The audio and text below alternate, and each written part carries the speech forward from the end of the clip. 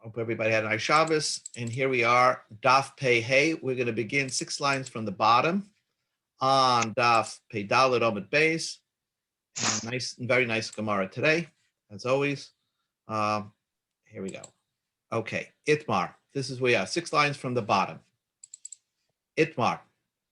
Okay, we're discussing the topic of you're not allowed to, what's unusual about a Korban Pesach is that you're not allowed to break a bone, right? And breaking a bone is the pasuk that says "Etzem lo shishbru boy." You're not allowed to break a bone in it. So we have what Rebbe said. Rebbe said that means that only a bone that's ro'il la'achila, that you could eat. A bone that's not ro'il la'achila, that you can't eat, is not in the Isser. What's a ro'il la'achila bone? What did we say? It has to have meat on it. The Torah only asks you from breaking a bone only if it has meat on it, or possibly inside if the bone has meat, like the bone has marrow. We'll talk about that in a moment. But the bone has to have a kazayas meat on it. If it's a plain bone of the Korban Pesach, like the end of a T-bone, like nothing, and there's no marrow in it, there's no issa to break. So now the Gemara comes up with an interesting question. Itmar, it was taught. Aver she'ein olav kazayas basar. You have a bone or like a limb of the Korban Pesach that on the bone there is no kazayas basar b'makom zeh in one place. So one part of the bone has no olives worth of meat on it, right? So there's no, at that part of the bone there should be no issa to break it because there's no meat on it. But v'yesh olav kazayas basar b'makom acher. And the other side of the bone, there is a kazayas basar. So now you have a meat bone that part of it has meat on it, the other part is empty. Can I break the bone in the place that it doesn't have meat on it? Rabbi Yochanan says, Yesh by Mishrius Etzem. That's still a problem of breaking a bone. Rabbi Shimon ben Lakish, Amar Ein by Mishrius Etzem. There is no problem of Mishrius Etzem because you need, as Rashi explained, at the point, the way you're going to break the bone, there has to be some food on the bone. And if there is no food on the bone, there's no problem of breaking that bone. So asks the Gemara, so Eis Rabbi Yochanan Rabbi Shimon ben Lakish. Rabbi Yochanan asked against Rabbi Shimon ben Lakish, you say there is no Isser to break a bone. Look at this brisa. Brisa says, the pasuk says, don't break a bone. Echad, no matter, it doesn't matter. So whether it does have an olive's worth of meat on the bone, and whether the bone does not have a kazayas basar, it doesn't have. There is an isser of breaking the bone. So we see clearly that if it doesn't, even if it doesn't have a kazayas basar, there's an isser to break. So the Gemara explains, "My ein olav kazayas basar." What does it mean if it doesn't have a kazayas basar on it? It has no meat on it at all. So you have a whole big bone in front of you. There's no meat on it. So the Brisa says there is a problem of breaking a bone. Why would there be shvius breaking a bone? Nobody holds that breaking a bone that has absolutely no meat on it, there's a problem with that. There's no problem with that. So Elulav, what must be the Brisa talking about? That the Brisa is talking about a hybrid bone. Whether the bone has meat on it in one place, the echad and on the whole place, the entire bone has meat on it, or the echad she'ein of kazayis b'makom zeh v'yesh olav kazayis b'makom acha. If it's talking about a bone that has a hybrid, in part of the bone has meat on it, the other side doesn't have a meat on it, and there the Brisa clearly says that even in that case, there's an issa to break the bone. So it seems to agree with Rabbi Yochanan, and this brisa is difficult against Rav Shlokish, who said there is no issa to break a bone if it's a hybrid bone that has kazayas basar on one side and no kazayas basar on the other side. Amalei, so Rav Shlokish will answer you, this brisa is not a question to me. Hachikama, loy, that's not the way you learn the brisa. Hachikama, this is what the brisa says. Echad etzem sheishov kazayis basar mibachutz. Whether the bone has a piece of meat inside, it's also to break of the bone. Now here, listen clearly. The echad etzem she'ein olav kazayis basur mibachutz. Whether it could be a bone that has no kazayis basur on the outside of the bone, but b'yesh olav kazayis basur mibifnim. But there is edible food on the inside of the bone. What could that be? A bone that has a lot of marrow inside. A bone that's a solid bone, but inside has a lot of marrow in that bone. Everybody agrees that you're not allowed to break such a bone. That you like to eat bones and break the bone and suck out the marrow. You're not allowed to do that with a kazayas, with the bone of a carbon Pesach. So that's what it's talking about. That's what it's talking about. It has kazayas basum mipnim b'makam shvir in the place of the break. V'hatanya. The Hatanya is like a benichus. You read it not like a question, but it's a statement to prove what Rish Lakish is trying to say, that a bone that has marrow inside, you're not allowed to break that bone. Because if you think about it, you should be allowed to break that bone. Why? Because there's a mitzvah essay. There's a mitzvah essay to eat the carbon Pesach. And there's a mitzvah loisa say not to break a bone. So why did you say the mitzvah say eating a carbon Pesach should allow you to break the bone to suck out that marrow? So that's the chiddush. That no, this is the type of marrow inside that bone that you're not allowed to break the bone to get to that marrow. You have to leave it over and let it become noisar. And that's what the Brisa says. Add similar the pasuk says don't break a bone. Echad etzem sheyesh b'moich, whether the bone has marrow in it. The echad she'ein etzem she'ein b'moich, if it's a bone that does not have marrow in it, but it has a kazayis basar on it, you're not allowed to break it. Umani mekayem, what do I need? V'achles a basar b'layla zeh, that you're supposed to eat the meat. If you're supposed to eat the meat, then I should be able to break the bone to eat the marrow inside of the bone. And that's not true. You could only eat b'basar shal gabi etzem. Only the meat that's on the bone, that's permitted to eat, but you're not allowed to break the bone, even though it has marrow in it. So the Gemara Brisa says, oy einoi, maybe say not so. Elo, that the pasuk that bus to eat meat, the Torah allows you to break bones if you want to eat the marrow. Elo, b'basar b'zech etzem, you're allowed to eat the meat, the marrow that's in the bone. And what does the Torah mean? Don't break a bone. Umani mekayim be'etzem lo shizbru boy. When does the Torah say you're not allowed to break a bone? Be'etzem she'ein b'moyach. That's only by a bone that has absolutely no marrow inside of it.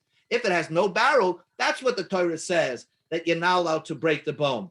But if it does have marrow, the Torah probably wants you to break the bone, to eat the marrow, and break the bone and eat the marrow. Because you should break it and eat it. And the Brisa, this is all in the thinking of the Brisa. Don't be shocked that you should do such a thing, break a bone to eat the marrow, because even though it's a lav, the mitzvah, the positive commandment to eat the Korban Pesach, should push aside the lois essay, the negative commandment of not breaking a bone.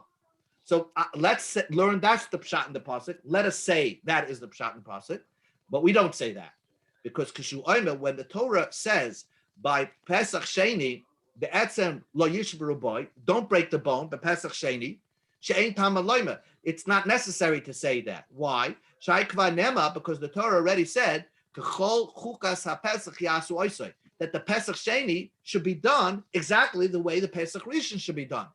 So if that's the case, why does the Torah repeat, don't break a bone? The Torah is telling you, doesn't matter. Even a bone that has marrow in it, don't break it. You're not allowed to break it. A bone that has no marrow in it, but it just has the kazayis basar on it, don't break that. So therefore, the Torah does not give you a license to break any bone of the Korban Pesach at all. There's no permission to say to break that bone, and so that's what the Brisa means to say, that when the Brisa says you're not allowed to break a bone even though it has no kazayis basar, it's talking about a bone that has no kazayas basar on the outside of the bone, but it has kazayas basar inside. The marrow is a kazayas, and you're not allowed to break that bone. And that's what the chiddush is. That Eina Chanami, Rish Lakish is of the opinion that if you have a bone that has no marrow inside of it, and there's kazayas basar just on one side of the bone, the part that has no kazayas basar on the outside and no marrow in the inside, you're permitted to break. And that is the opinion of Rish Lakish. Beisway, one more piece of the Gemara in this. Aver sheyasa. Now, by the way, do you know why there's an issa to break a bone on a carbon Pesach? More so than any kachim. There's no issa when you're eating a shlamim or you're eating a taida to break a to break the bone. Even a kohen eating a chatas is no problem to break a bone. Why do you think the Torah said not to break a bone of a carbon Pesach?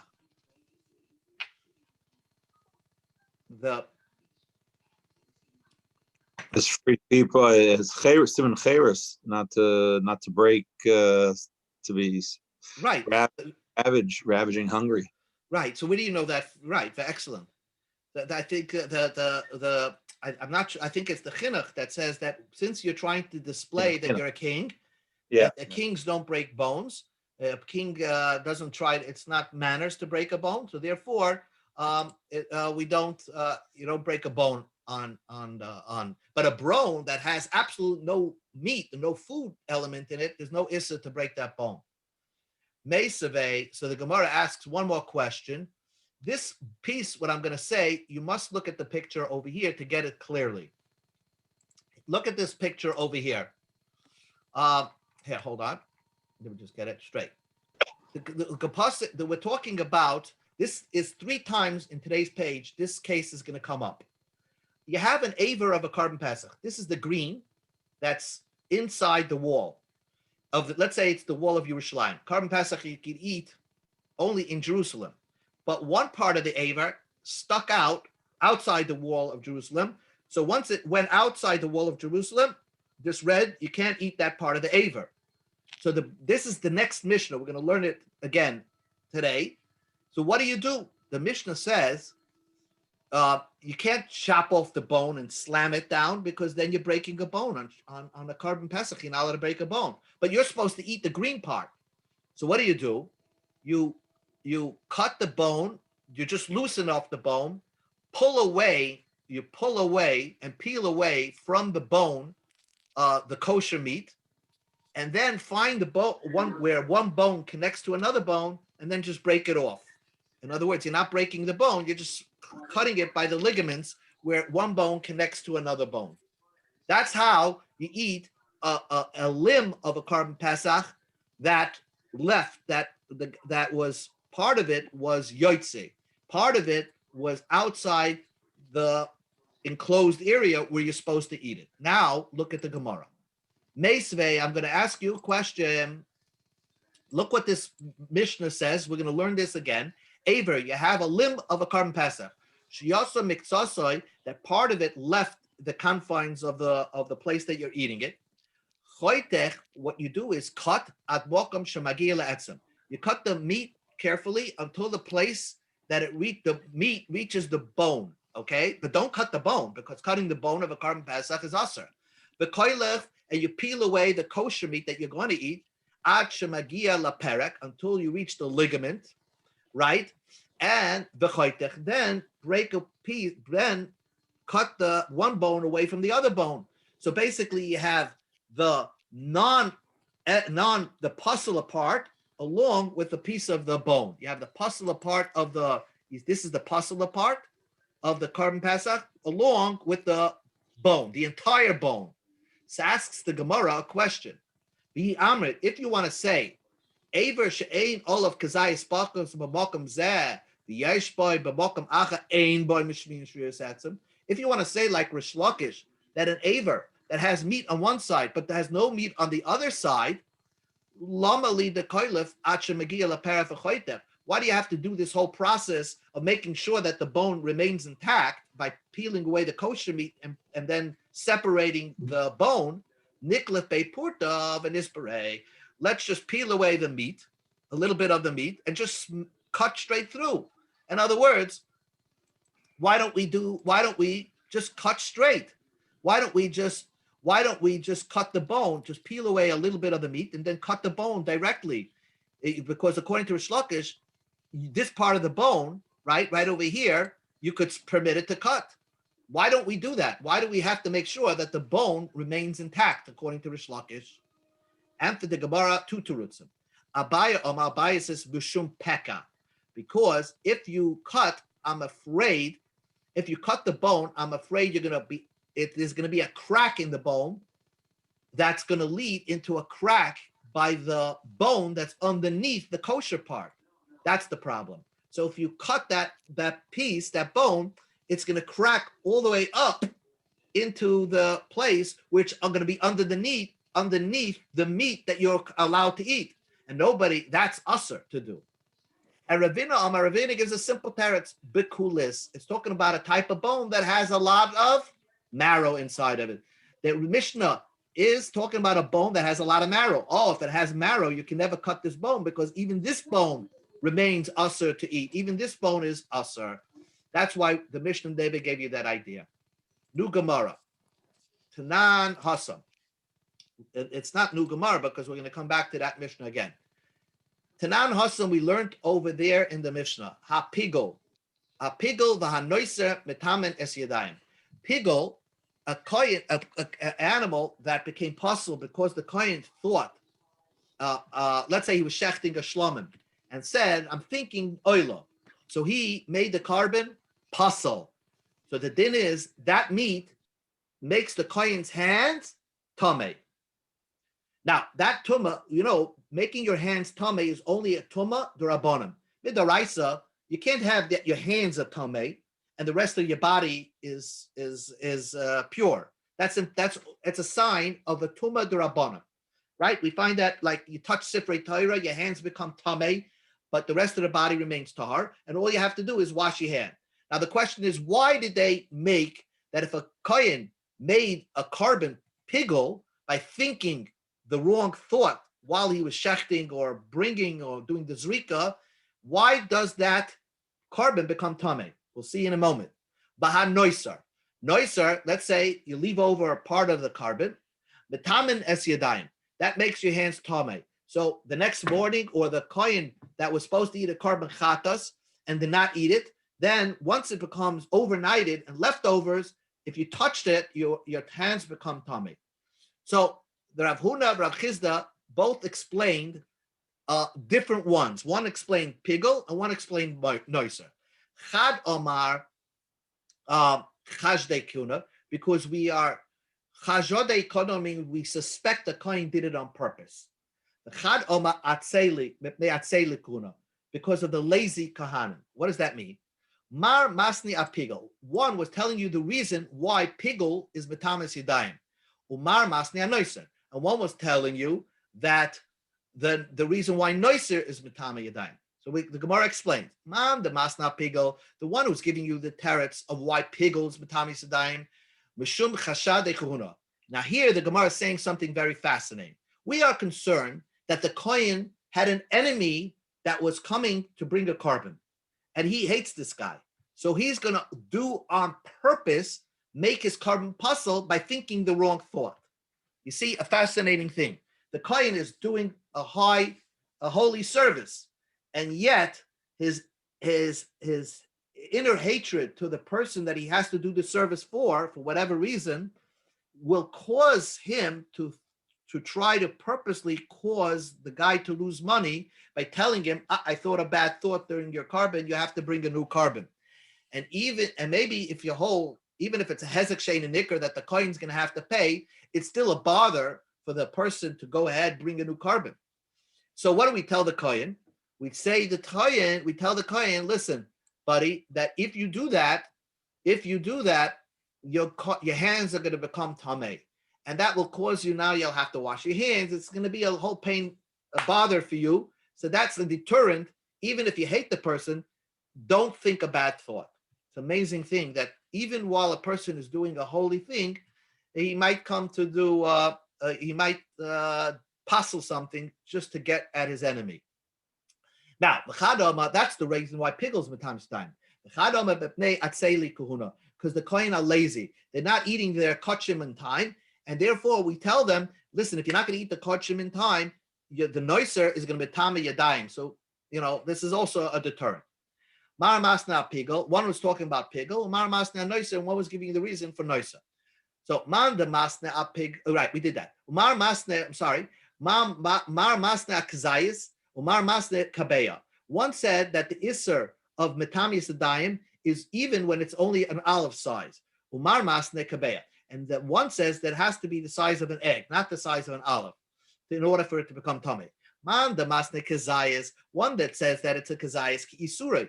It's like the isser. They made it like the isser, just like the isser of pigol to eat it. And the isser of noiser is a kazayas. So the isser when it's metama you is only when it's a kazayas.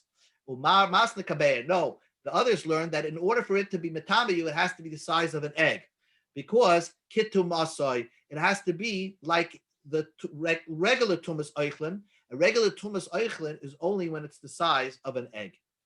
Now the Gemara asks an interesting question.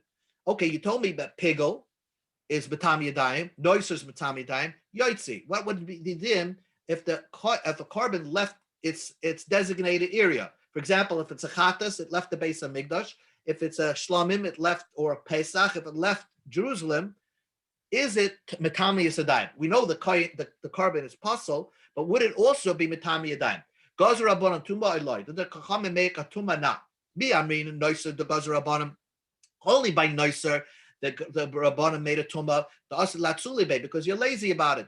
Al v'yoytze, but once a carbon leaving, then the Chachamim didn't make a tumah, because apuki biyadayim lemakpile biyadayim. A person's not going to come to bring the carbon outside Jerusalem. That requires you to get up and do something, and therefore there's no tumah. But noiser means it's a non-act, that you're not eating it. So there, the Chachamim said that it has a tumah on it.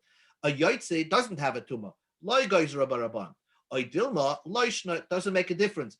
Even a yaitze. Even a carbon that left the confines of Jerusalem, it's metami yadayim. Besides being a puzzle of carbon, it's also metami yadayim. So the Gemara brings the case that we saw before. Eivish tashma. We learned in our Mishnah. Eivish yatsu mitzasei choytich ach megila etzem. You cut the bone until it reaches the bone. V'koylev ach megila pera v'choyte. In other words, again, you take off the kosher piece of meat and you separate out the part of the limb that went outside its designated area, went outside Jerusalem, went outside the window. Now, the Gemara asked the obvious. What do you gain by separating it?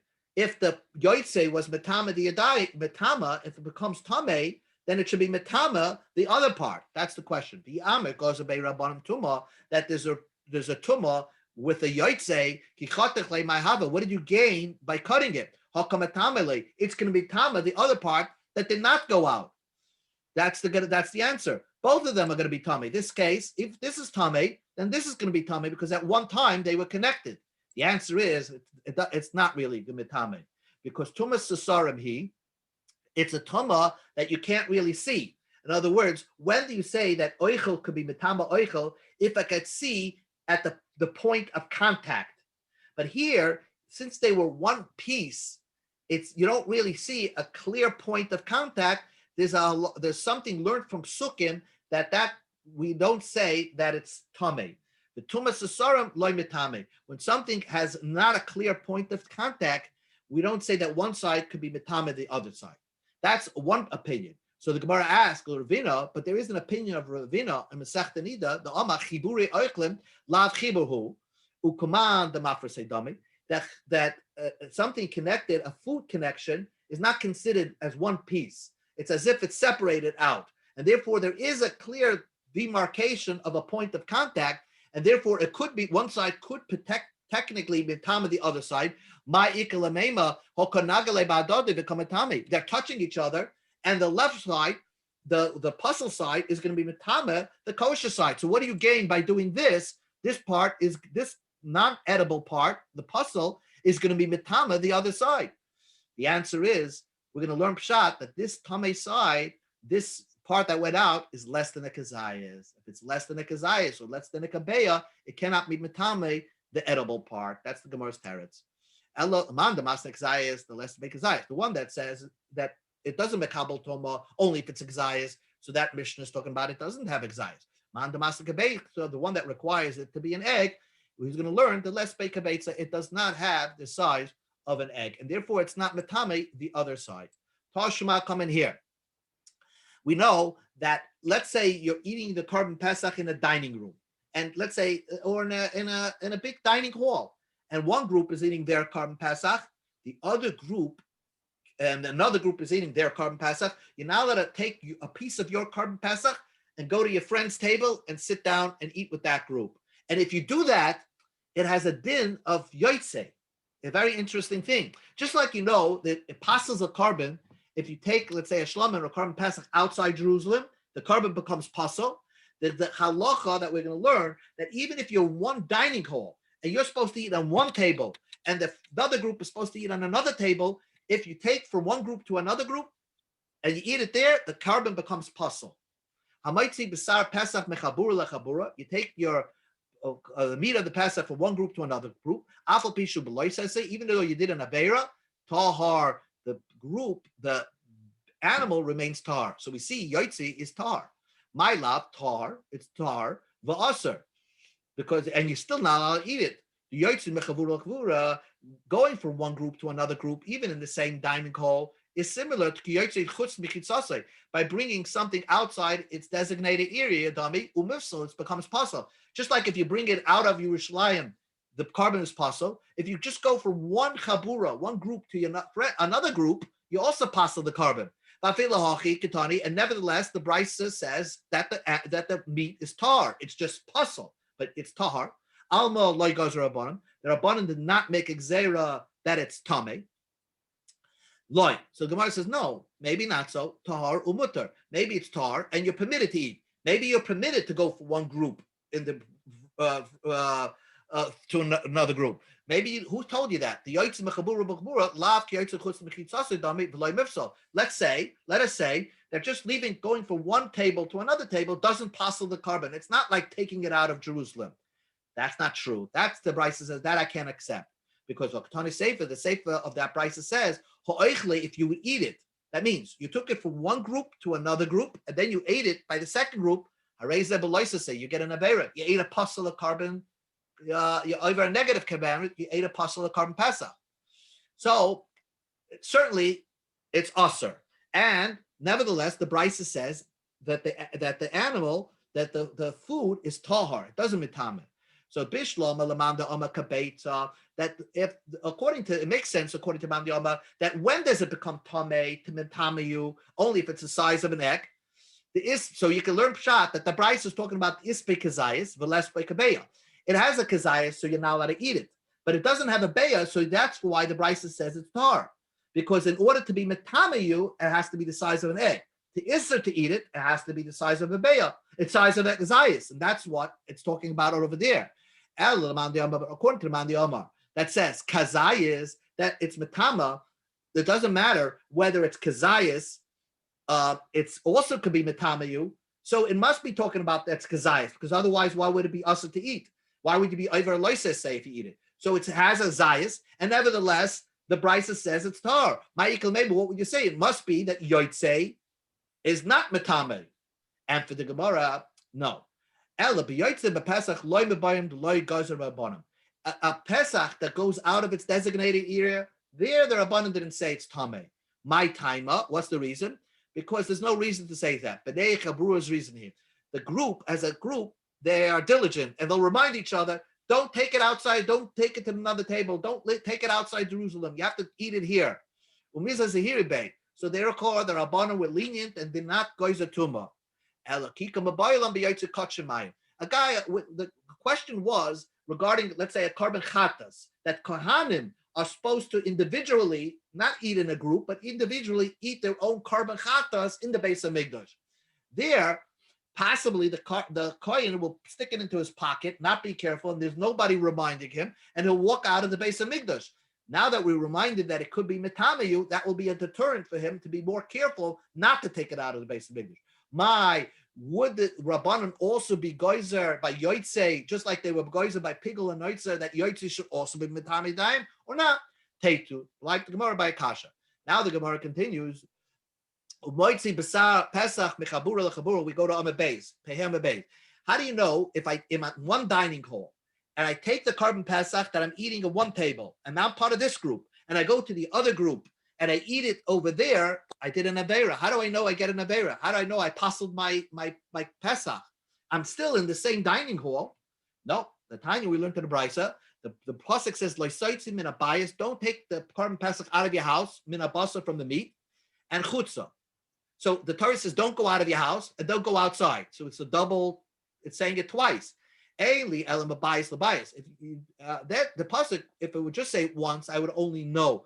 Taking the carbon Pesach out from one house and taking it into the other house. How do you know mechabura lechabura menayin? How do I know if you're in one dining hall and going from one table with a group eating their carbon Pesach, going to the other table and they're eating their carbon Pesach? How do I know there's an issa to do that too? Talmud loy mechutza. The Torah says, don't take it out of your designated area to eat. If the Pesach program put you on one table, you're now allowed to take your carbon Pesach and go to your friend's table and eat your carbon Pesach there. And if you do that, you're over a lav. And if you eat it, obviously, you do that, you passed your carbon. And if you eat it, you're over this lav of loy soitzi chutza. Don't go out of your designated place. Amar Abani, this is a fascinating Gemara. Hamoitzi basar Pesach mechabura lechabura einechayev achiyaniyah. If you take it out from one group to another group, you have to put it down at the next table because Haitzah ksibei Shabbos.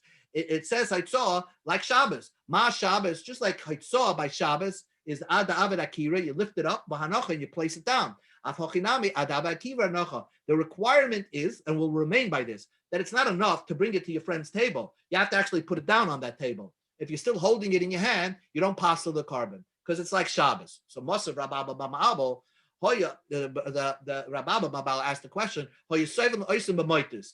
There's certain carbonas that, like Parahelim Dovashel Tzibar or the Seer of Avaydazara, that the whole carbon, they shechted the carbon, they did a couple of sprinklings inside the Heichal, and then they took the whole carbon like this, and they brought it like this, and they carried it outside, and they burned it outside the Beis Hamikdash. The Torah didn't want any part of it in the Beis Hamikdash, but it's a certain type of carbon.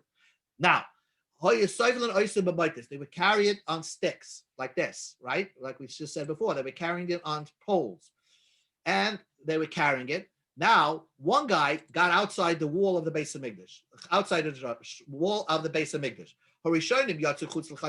The first group, the guys in the front of it, went outside the walls of the Azara. But the guys in the back did not go out yet. So the Mishnah says, the first people are Tameh, Begodim, because once the carbon leaves the Beis Hamikdash, the Torah says it's Betamayu. So the ones that took it out, the ones in the front, Betamayu Begodim.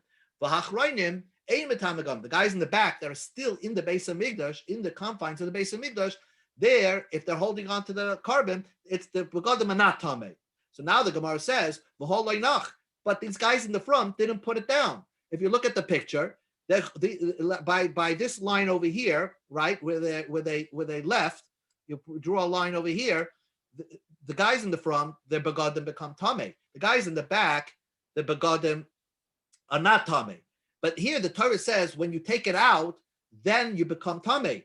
But how could? But these guys didn't put down the animal, so why are they begodim become tameh? Answers the Gemara. Rabba Maba asked this question, and he answered it himself. The Mishnah is talking about when they were schlepping the animals on the ground. They weren't carrying it like you see in the picture; they're actually carrying it in the ground. But we remain by this premise that in order to be mechayev on Eitzah on Shabbos, you have to do an akira and hanocha. And same thing by other cases of Eitzah. It's a good question to ask somebody a riddle. Where do you see Haitzah besides Isser of Shabbos? Ask that question. It's a great riddle to ask your kids. Where do you see Haitzah besides Shabbos? There is an Isser Haitzah of carrying a carbon Pesach from one group to another group. And the same halachas applies, that you have to have an Akira and a Hanocha. And when you place it down by your friend's group, where your friend is eating, that's when the carbon becomes pasul. And it's very similar to Shabbos. Look at the Mishnah. This is the third time we're seeing this. Let's say part of the limb left the confines. You cut it till it reaches the bone, and you peel it off nicely, the kosher part that you're going to eat. Till you reach the connection of the bone, then you cut away the bone. So because the answer is because why? Because I'm not allowed to break this bone. And there's an issa by Karban Pesach to break a bone. That's why you have to do this whole spiel to peel away the bone from the part that you're going to eat. But a regular carbon, there's no problem of breaking smashing it down, because in other kachim there's no issa to break bones. By other mikdashim, kaitis, you chop it, but kaifits with an axe. There's no issa to break a bone by any other carbon. Now the Mishnah says, by the door. What we're talking about over here is this: the doors leaving Jerusalem. The door, from the doorway and beyond, that's part of Jerusalem. Let's see it. You see it clearer over here. From the doorway, this is the doorway we're leaving to Jerusalem. You're supposed to eat the Karban Pesach or Shlaben within the doorway. So from the doorway and on, inside is Jerusalem. From the doorway and outside is outside Jerusalem. But the Mishnah doesn't talk about what's the din with the doorway itself. That's the subject of the Gemara. So from the doorway and beyond, inside Jerusalem, from the doorway and beyond is kilachutz, outside. Now that's fine. What about the windows? Let's say the windows. Can you eat the Karban Pesach in the windows? Like over here, you have the thickness of a window. Can you eat the Karban Pesach? Does that make it outside or on top of the wall? They had thick walls. So the answer is that's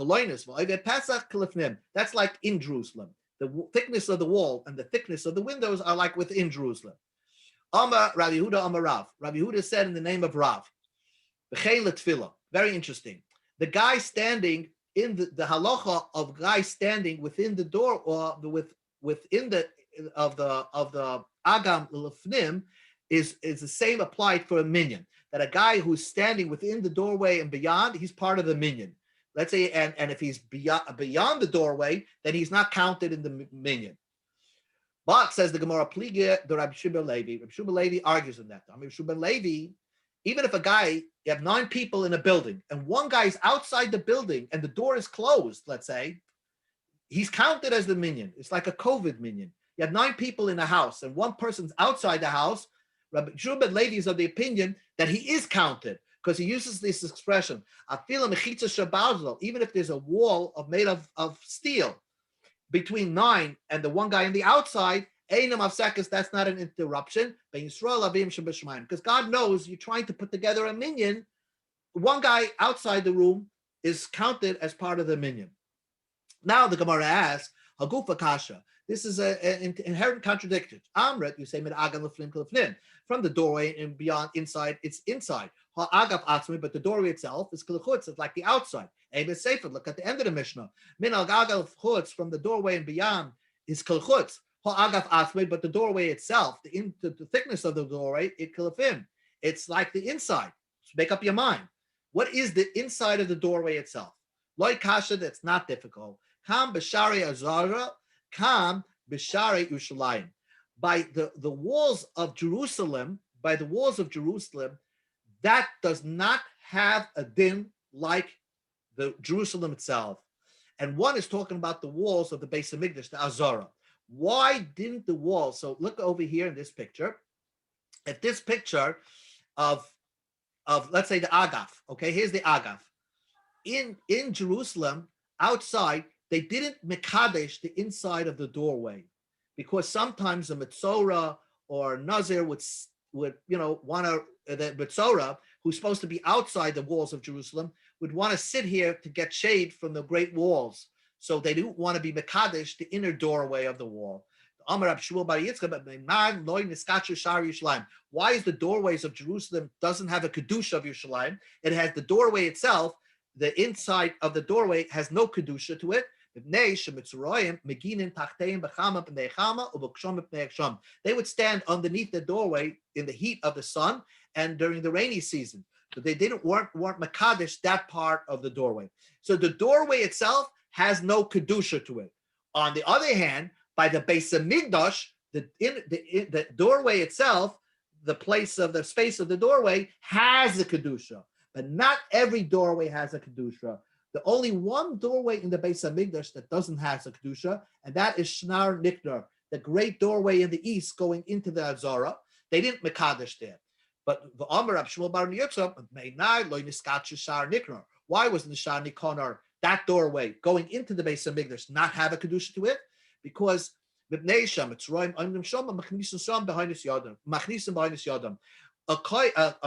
when he brought his carbon, there was a part of the service of his carbon that some of the blood had to be sprinkled on his thumb and his foot thumb, on his toe. And therefore, he had to go up to the Beis Hamikdash as close as possible. Can't go in because then he's tamei, but he had to have this blood sprayed on him. So there's no kedusha if he stands within the doorway and stick his thumb inside the Beis Hamikdash, inside the Azara, and have the kohen spray the blood on him. So that was the only door in the Beis Hamikdash that had no kedusha to it. The other doors of the Beis Hamikdash, entering into the Beis Hamikdash, had kedusha to it. Unlike Jerusalem, all doors of Jerusalem had no kedusha. The only kedusha of Yerushalayim is from the doorway into Yerushalayim, but not the doorway itself. And that answers the stira of this Mishnah of talking about the doorways, whether it's inside or outside. And so that's the end of today's share. Very nice Gemara today. Very good. Okay. Thank you so much. Happy President's Day. Bez Hashem tomorrow. All the best. Thank you.